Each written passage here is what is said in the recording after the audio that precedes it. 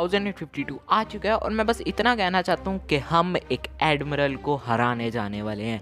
ये चैप्टर तब हाई था, इसको पढ़ के बहुत ज़्यादा मज़ा आया। मेरा दिल चाह रहा था चैप्टर ख़त्म ही ना हो। मैं चैप्टर की इंपॉर्टेंट चीज़ों के बारे में बात करने वाला हूँ, उनके फ्यूचर को लेके। तो चलो इन सब के बारे में बात करते हैं बिना टाइम वेस्ट किए। और हाँ, चैप्टर पढ़ा है तभी वीडियो देखो, नहीं तो वीडियो में भर भर के स्पॉयलर्स होने वाले हैं। स्टार्ट करते हैं वानो और क्रू से रिलेटेड बातों से। तो हमें पता चला कि मोमो के शोगुन बनने के बाद 7 दिन बीत चुके हैं और वानो में अब खुशहाली आ रही है। लोगों को अच्छा साफ पानी मिल रहा है और वानों में तब्दीली आ रही। और 7 दिन बीत चुके हैं और इस चैप्टर में हमें कुछ भी नहीं बताया गया कि बिग मॉम और काइडो का क्या बना। तो अगर उन्होंने निकलना है तो वो 7 दिन बाद यानी कि अगले चैप्टर में निकल सकते हैं, नहीं तो ऐसे काफ़ी सारे चांसेस हैं कि उनमें से कोई एक तो मर गया है और जो एक बचा है उसके रिलेटेड भी मेरे पास एक प्रिडिक्शन है जो मैं आगे बताता हूँ।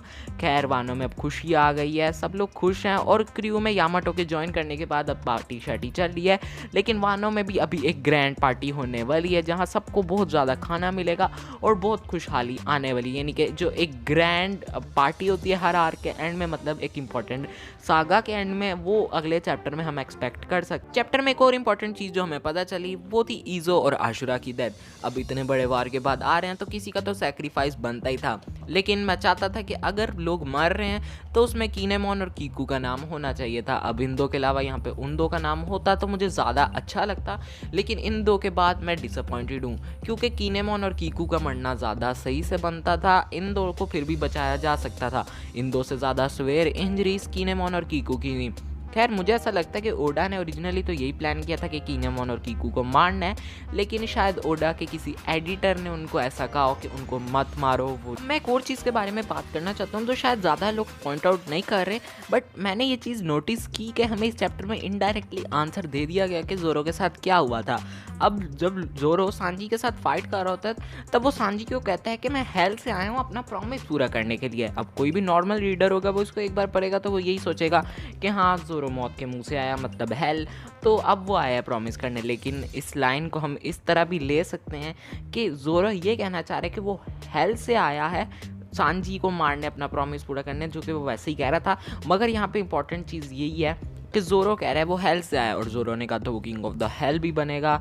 तो मतलब मैं ऐसा मानता हूँ कि जोरो वाकई हेल से होके आया। अब वहाँ क्या हुआ इसके ऊपर मैं ऑलरेडी एक वीडियो बना चुका हूँ, चाहो तो देख सकते हो, बट हमें आई गेस इनडायरेक्टली आंसर दे दिया गया कि जोरो के साथ क्या हुआ। इस चैप्टर की सबसे ज़्यादा मज़ेदार और सबसे ज़्यादा इंपॉर्टेंट चीज़ जो थी वो थी एक एडमिरल की इन्वॉल्वमेंट। अब वर्ल्ड गवर्नमेंट वालों ने शिप्स तो भेजी हुई थी और उनके इंचार्ज में डाले हुए थे CP0 जो कोई खास है नहीं और आधे से ज़्यादा तो हार भी गए। तो ऐसे में साकाजुकी का एडमिरल रोकुगियो को भेजना काफ़ी ज़्यादा स्मार्ट मूव था। लेकिन सवाल यही आता है कि अगर एक एडमिरल हार आ रहा है वानो में और वो आते स्ट्रॉ हैट से हार जाएगा, जिसको इतने टाइम से सिलोवेट में रखा गया, जिसकी इतनी हाइप बनाई गई कि उसने खाना नहीं खाया, अगर वो आते स्ट्रॉ हैट से हार जाएगा तो ये उस एडमिरल और सारे के सारे एडमिरल्स के लिए बेइज्जती होगी। तो अब ये इंपॉर्टेंट सवाल है कि क्या होगा। तो खैर, इसकी 2 पॉसिबिलिटीज़ हैं, तो आओ सबके बारे में बात करते हैं। तो पहली जो पॉसिबिलिटी है वो कोई एक पॉसिबिलिटी नहीं, वो एक थ्योरी टाइप है जो मैंने ही सोची है, तो आओ मैं आपको बताता हूँ।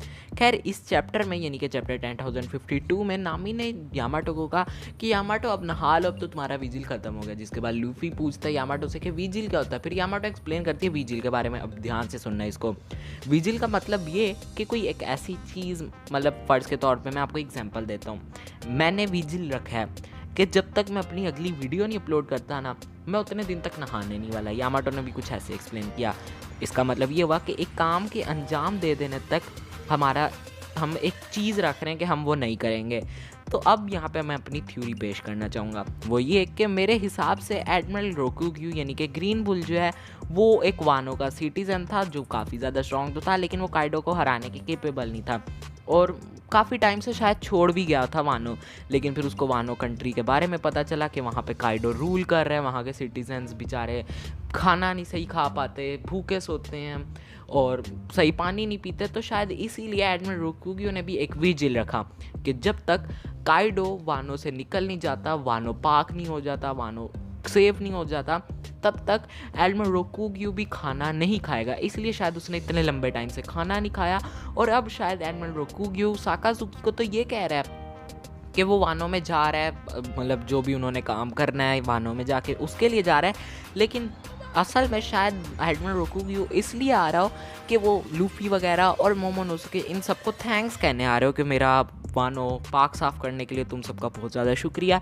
साकाजुकी को दूसरी बात कह के वो यहाँ कुछ और काम करने आ रहे हो। पहली पॉसिबिलिटी तो ये जिससे ऐसा होगा कि एडमिरल रोकुग्यू फाइट नहीं करेगा ना हारेगा, तो मतलब बिल्कुल सारी चीज़ें क्लीन सॉर्ट आउट सी रहेंगी।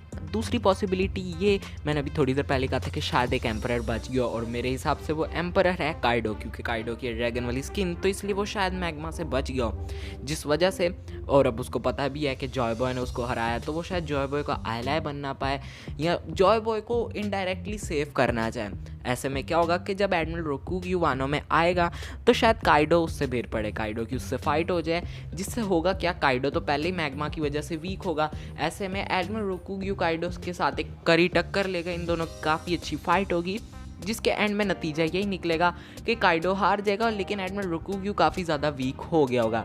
जिसके बाद अगर एडमिरल रोकुग्यू की स्ट्रॉ हैट से फाइट भी होती है और स्ट्रॉ हैट्स एडमिरल रोकुग्यू को हराते भी हैं, तो ऐसे में यही होगा कि कोई भी एडमिरल रोकुग्यू की स्ट्रेंथ और उसकी पावर पे सवाल नहीं उठाने वाला, क्योंकि हमें भी पता चल गया होगा कि ये बंदा स्ट्रॉन्ग है, इसने काइडो को भी हराया और उसके बाद भी स्ट्रॉ हैट्स को कड़ी टक्कर दे के हारा, तो बंदे में दम तो था, लेकिन बस अपने स्ट्रॉ हैट्स ही ज़्यादा स्ट्रॉन्ग। आते हैं इस चैप्टर की सबसे ज़्यादा इंपॉर्टेंट और फाइनल चीज़ के बारे में, जो थी बाउंटीज़। हमें अप्पू की तरफ से बताया गया कि बाउंटीज़ आ चुकी हैं, ना ही उसने किड को दे भी दी, और अब हमें अगले चैप्टर में ये सारी चीज़ें पता भी चलेंगी कि किसकी कितनी बाउंटी है।